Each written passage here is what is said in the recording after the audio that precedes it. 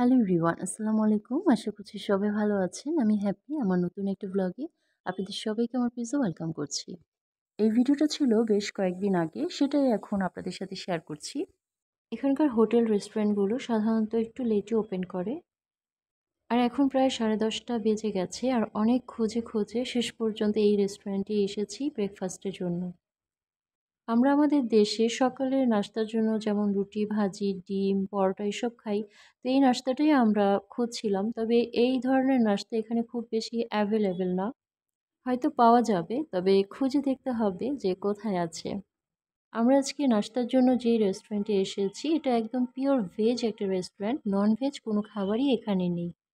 মাছ, মাংস তো অনেক পরের কথা। এখানে ডিম বা ডিমের তৈরি কোনো খাবারও বানানো হয় না। তবে সকালে একটা ডিম না হলে আমার ব্রেকফাস্টটাই কেন যেন ইনকমপ্লিট মনে হয়। এখানে বিভিন্ন ধরনের দোসা রয়েছে, ঘি দোসা আছে, মাসালা দোসা আছে, চিকেন দোসা আছে আর তাদের নিজস্ব কিছু ব্রেকফাস্ট আইটেম এখানে আছে। আমরা ঘি দোসা নিয়েছি, সাথে কয়েক রকমের চাটনি ছিল। খাবারটা আমার কাছে ভালোই লেগেছে। আর দোসার ভেতরে ম্যাশ পটেটো আর ভেজিটেবল ছিল।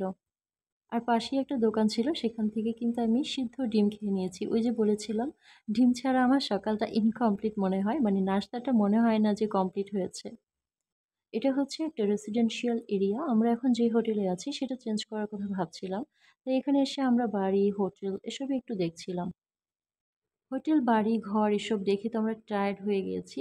এরপর এই পাশেই দেখলাম ছোট, ছোট দোকানে অনেক ধরনের জিনিস বিক্রি হচ্ছে। খুব ভালো লাগছিল দেখতে। এখানে হোম ডেকোর আইটেম অনেক রয়েছে।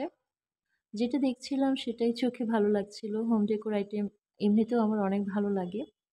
আমরা আমাদের রুমে চলে এসেছি। এখন ফ্রেশ হবো, রেস্ট নিবো। এরপরে আবার লাঞ্চের জন্য বের হব। আর লাঞ্চ মানে আমার কাছে ভাত, মাছ, মাংস, ডাল, ভাজি এসব। তবে এই খাবারগুলো কি সত্যিই এখানে আমি পাবো? কয়েকটা রেস্টুরেন্ট খুঁজে ভাত, মাছ, ডাল এসব পেলাম না।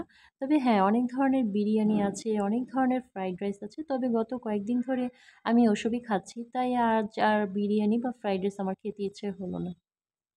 এই রেস্টুরেন্টটা ছোট, তবে খুব সুন্দরভাবে সাজানো গোছানো। গাছ দিয়ে তারা খুব সুন্দর করে সাজিয়ে গুছিয়ে রেখেছে।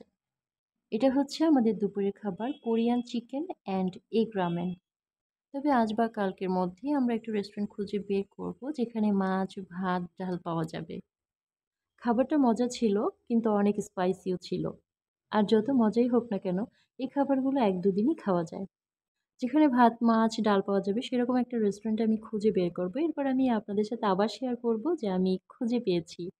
আজকে এখানেই শেষ করছি। আমার ভিডিওটা কেমন লেগেছে জানাবেন। যদি ভালো লাগে লাইক, কমেন্ট করে আমার পাশে থাকবেন। সবাই ভালো থাকবেন। ধন্যবাদ সবাইকে।